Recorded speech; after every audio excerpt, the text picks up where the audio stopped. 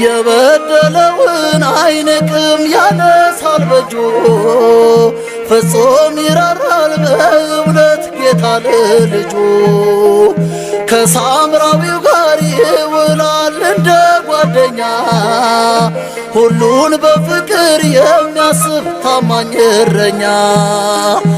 እንደ አምላካችን እንደ እግዚአብሔር እንደ ፈጣሪ እንደ